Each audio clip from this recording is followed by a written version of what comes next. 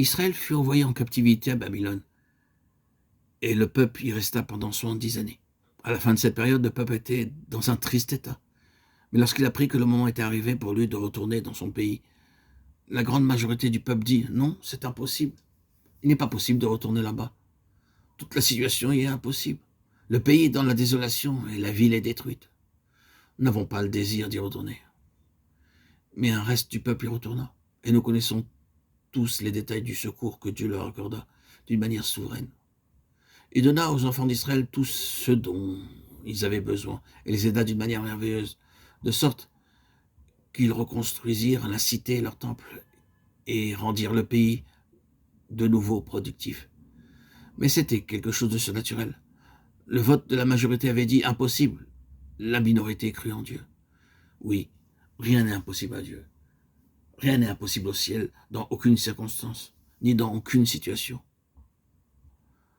Où nous arrêterons-nous? Laissons l'Ancien Testament et venons à celui qui avait été en vue à travers tout cela. Notre Seigneur, notre Roi, Yeshua, Hamashiach, Jésus le Christ, Fils de Dieu. Tout ce qui est arrivé conduisait à lui. Dieu avait promis d'envoyer son Fils.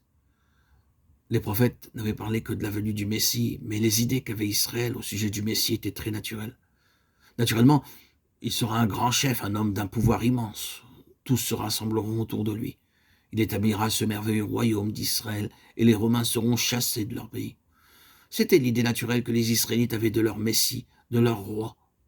Mais lorsqu'il vint, il n'y avait point de place pour lui à sa naissance. Et l'autorité qui était au pouvoir eut recours à son ancien jeu et fit tuer tous les petits enfants mâles avec le but spécial de mettre la main sur ce seul petit garçon.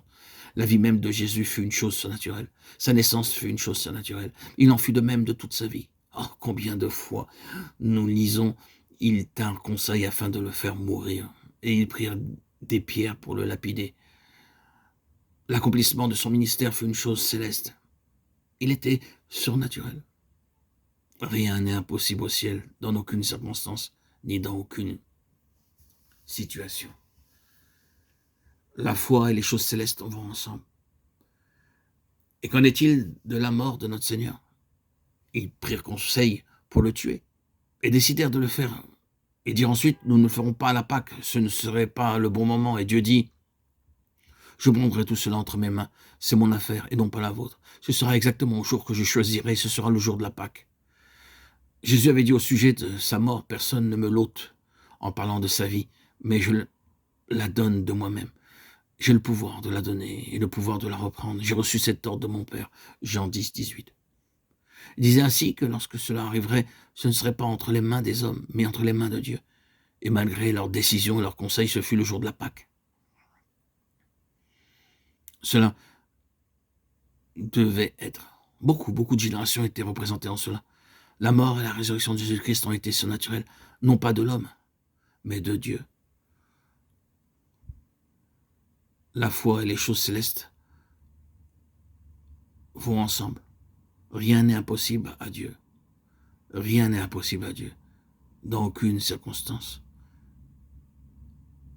ni dans aucune situation.